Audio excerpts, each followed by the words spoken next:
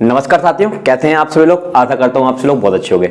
RRC group D के exam लगभग समाप्त हो चुके हैं। अब जिन अभ्यर्थियों का एग्जाम शेष रह गया है उनको साइंस का काफी इंपॉर्टेंट टॉपिक जो एवरीडे एग्जाम में हर शिफ्ट में किसी ना किसी शिफ्ट में इससे 2 से 3 प्रश्न बनी रहे, तो मैग्नेटिज्म से आप कुछ करें या ना करें, ये जो मैं आज बताऊंगा वो जरूर करके जाए और उसको आसान कैसे बनाया जा सकता है, कितनी आसान तरीके से हम इसको अप्लाई कर सकते हैं, वो मैं आपको इस वीडियो में सिखाने वाला हूं। तो ये वीडियो काफी इंपॉर्टेंट है आप सभी अभ्यर्थियों के लिए। वीडियो को स्टार्ट करने से पहले एक इन्फॉर्मेशन और देना चाहिए, जो भी मैं एनालिसिस करता रहता हूं उसका पीडीएफ आपको टेलीग्राम पर मिलेगा, उसका लिंक आपको डिस्क्रिप्शन में मिलेगा। साथ ही साइंस की, कंप्लीट साइंस की बिल्कुल बेसिक टू एडवांस लेवल की यदि आप क्लास चाहते हैं, मैथमेटिक्स की क्लास चाहते हैं, साइंस की बिल्कुल प्रॉपर क्लासेस चाहते हैं, तो आपको इस चैनल को सब्सक्राइब जरूर करना है, क्योंकि इसमें बिल्कुल बेसिक कंसेप्ट में आपको फिजिक्स, केमिस्ट्री, बायोलॉजी बिल्कुल पढ़ाने वाला हूं। तो चलिए वीडियो को स्टार्ट करेंगे, जानेंगे ये दोनों रूल्स को हम कैसे अप्लाई कर सकते हो, कितनी आसानी से क्वेश्चन को हम इजी बना सकते हैं। चलिए देखिए, साइंस में काफी फेमस टॉपिक हो चुका है आरआरबी ग्रुप डी के एग्जाम के लिए, लेफ्ट हैंड रूल और राइट हैंड रूल, दोनों को मैं अप्लाई करना आपको सिखाता हूं। जरा पहले थोड़ा सा मैं आपको बताता हूं इसके बारे में। लेफ्ट हैंड रूल देखिए, इसका सबसे पहले आप फॉर्मूला याद करिएगा कि मैग्नेटिक फील्ड यानी कि चुंबकीय क्षेत्र में यदि कोई कंडक्टर यानी कि चालक को अगर हम रख दें और उसमें हम धारा प्रवाहित करा दें तो उस पर एक बल लगता है। उस बल का सूत्र होता है ये। इसका डिटेल इंफॉर्मेशन मैं आपको जब साइंस की क्लास लूंगा तब मैं आपको बताऊंगा, अभी उतना जरूरी नहीं है आपके लिए। तो F = IL/B sin थीटा। थोड़ा सा आपको बता देंगे, I का मतलब होता है जो चालक में धारा प्रवाहित हो रही है, L का मतलब होता है उस चालक की लंबाई क्या है, B का मतलब होता है चुंबकीय क्षेत्र क्या है। साइन थीटा यहां हमको ये बताता है कि लेंथ और मैग्नेटिक फील्ड यानी कि लंबाई और मैग्नेटिक फील्ड में कितने डिग्री का एंगल है। ठीक है भाई, चलिए तो ये इसका बेसिक नियम हो गया आपका। अब हम बात करें अप्लाई, इसको अप्लाई कैसे करते हैं। तो अप्लाई के लिए याद रखिएगा, थंब जो होता है वो हमको फोर्स की डायरेक्शन देता है। काय की डायरेक्शन देता है? फोर्स की डायरेक्शन देता है। फोर्थ फिंगर जो होती है वो हमको मैग्नेटिक फील्ड डायरेक्शन देती है और मिडिल फिंगर जो होती है उसकी करंट की डायरेक्शन देती है। इसका पीडीएफ आपको टेलीग्राम पर मिल जाएगा। ठीक है भाई, आइए अब जहां पर मैंने एक डायग्राम बनाकर रखा हुआ है इसको समझने के लिए, ये बहुत जरूरी है क्योंकि इससे बहुत ज्यादा प्रश्न एग्जाम में कंसेप्चुअल टाइप पूछे जा रहे हैं। ठीक है भाई, देखो जैसे मान लीजिए आपका ये जेड एक्सिस है और ये आपका एक्स एक्सिस है और ये आपका सपोज वाई एक्सिस है। ठीक है भाई, अगर एक्स डायरेक्शन में मैग्नेटिक फील्ड है और वाई डायरेक्शन में करंट है तो जेड डायरेक्शन में आपका फोर्स है। इन सबके बीच में एंगल्स आपसे पूछे जा रहे हैं कि इनके बीच एंगल कितना होता है। तो याद रखना, ये जो एक्सिस होते हैं ये अपने आप में क्या होते हैं? परपेंडिकुलर होते हैं, एक दूसरे के परस्पर क्या होते हैं? लंबवत होते हैं। तो याद रखिएगा, फोर्स हुआ, मैग्नेटिक फील्ड हुआ, करंट हुआ, इन सबके बीच में कितना डिग्री का एंगल होता है? 90 डिग्री का एंगल होता है। ठीक है भाई, चलिए अब ये लेफ्ट हैंड रूल की बात करें, ये हमारा लेफ्ट हैंड है। इसमें आपका ये थंब जो होता है ये फोर्स की डायरेक्शन को हमको बताएगा, ये मिडिल फिंगर जो आपकी है ये हमको मैग्नेटिक फील्ड डायरेक्शन बताएगी और ये आपको करंट की डायरेक्शन। हिंदी में बोले तो ये बल की दिशा, चुंबकीय क्षेत्र की दिशा और ये धारा की दिशा। इसको हम बोलते हैं father mother child law, force, magnetic field and current. इनके बीच 90 डिग्री एंगल रहता है। ये बहुत ज्यादा एग्जाम में पूछा गया है कि ये उंगलियां परस्पर कितने डिग्री एंगल पर रहती हैं। तो कई लोग 0 ठोके हैं क्योंकि उनको पता नहीं था, लेकिन 90 रहता है, याद रखिएगा। ठीक है भाई, ओके। इसमें आपको गिवन क्या रहेगा? गिवन रहेगा मतलब दिया क्या रहेगा? आपको चुंबकीय क्षेत्र के बारे में इंफॉर्मेशन दी जाएगी, आपको धारा के बारे में इंफॉर्मेशन दी जाएगी और आपसे ये बोला जाएगा कि अब आप बताइए फोर्स की डायरेक्शन क्या होगी। चलिए एक और चीज मैं इसको स्टार्ट करने से पहले इसका एग्जांपल वो मैं अभी आपको बताऊंगा।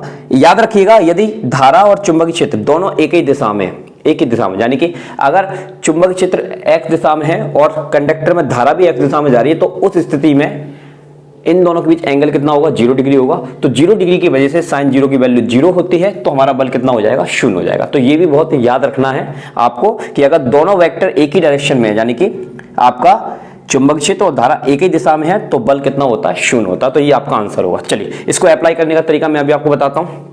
एक और चीज यहां देखिए, यहां पर एक एरो बना हुआ है। इस एरो में ये डॉट मतलब तीर की नोक, ये आपको बताती है कि जो दिशा होगी वो बाहर की तरफ होगी। कहां की तरफ होगी? बाहर, यानी कि आउटसाइड। क्रॉस यहां पर ये बताता है कि जो दिशा होगी वो कहां होगी? इनसाइड, यानी कि अंदर की तरफ होगी। ठीक है, तो 3D डायग्राम में हम इनका प्रयोग किया करेंगे। चलिए आइए अब आपको बताते हैं। यहां पर एक सरफेस है यानी कि प्लेन है, इस तरह से एक तल रखा हुआ है। उस तल पर हमने एक चालक को रखा हुआ है लाइक दिस, ऐसे ये हमारा चालक रखा हुआ है। अब इस चालक में विद्युत धारा प्रवाहित हो रही है। वेस्ट से ईस्ट की तरफ, ये वेस्ट है और ये ईस्ट है, तो वेस्ट से ईस्ट की तरफ विद्युत धारा जा रही है और इनका ये कहना है कि चुंबकीय क्षेत्र जो है वो कहाँ की तरफ है, साउथ से नॉर्थ, यानी कि अंदर की तरफ है। देखो डॉट लगाया ना, क्रॉस लगाया ना सॉरी, तो कहाँ की तरफ, अंदर की तरफ। तो आपको बताना है कि इसमें बल की दिशा क्या होगी, तो बहुत आसान है, अभी आपको बताया। देखिए ये लेफ्ट हैंड मतलब अपना लेफ्ट हैंड रूल यूज करना है आपको।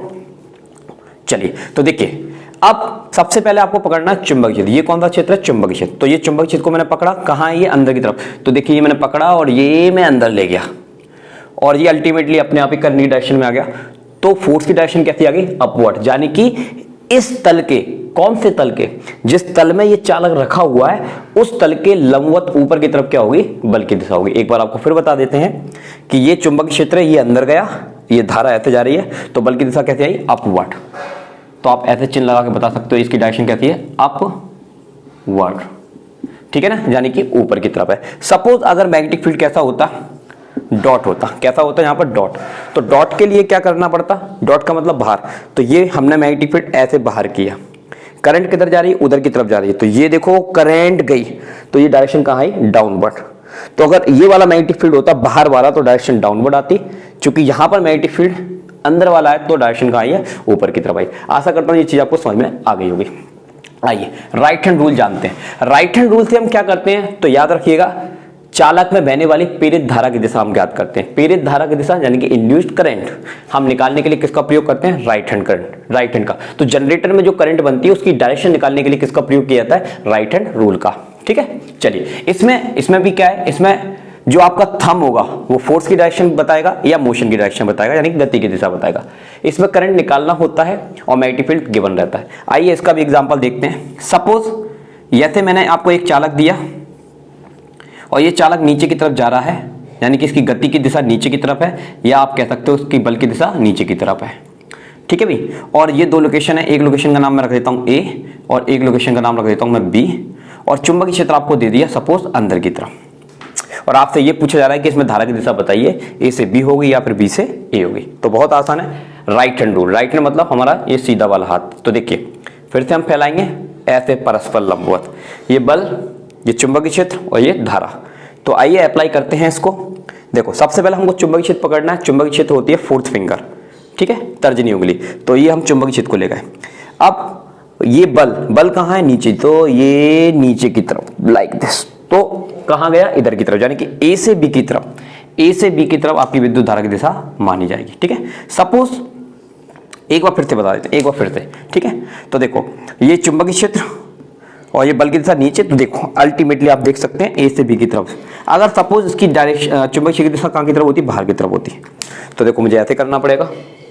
तो ये देखो चुंबकीय क्षेत्र हो गया और ये भाई साहब कहाँ जा रहे हैं, नीचे की तरफ जा रहे हैं, तो देखो लाइक दिस, तो ये कहाँ की तरफ हो गई, इधर की तरफ। देखो ये चुंबकीय क्षेत्र और ये बल की दिशा, क्योंकि नीचे गिर रहा है तो धारा की दिशा ऐसे हो जाएगी, B से A की तरफ। समझ में आई बात। तो इस तरह से आप राइट हैंड रूल का प्रयोग कर सकते हैं, इस तरह से आप लेफ्ट हैंड रूल का प्रयोग कर सकते हो। दोनों ही रूल काफी इंपॉर्टेंट है, एग्जाम्पल के साथ आपको बताया और बेसिक कंसेप्ट भी आपको बताया। जब साइंस की क्लासेस आपकी लगेंगी तो बहुत डिटेल में हर एक टॉपिक को, चाहे वो बायोलॉजी का बना रहे, चाहे वो केमिस्ट्री का बना रहे, चाहे वो फिजिक्स का बना रहे, बहुत ही आसान और अच्छे तरीके से आपको समझाया जाएगा। उसके लिए चैनल को सब्सक्राइब कर लेना, बेल आइकन प्रेस कर लेना, तब जिससे जब भी मैं आप लोगों की क्लास लूँ तो आपको नोटिफिकेशन जल्दी से जल्दी मिले। साथ ही इस चैनल के माध्यम से आपको एनालिसिस भी कराए जाते हैं बिल्कुल सटीक, चाहे बोले वो SSC का एग्जाम हो, चाहे बोले वो रेलवे को। तो इसलिए सब्सक्राइब जरूर कर लेना। चलिए मिलते हैं नेक्स्ट क्लास के साथ। जय हिंद, जय भारत।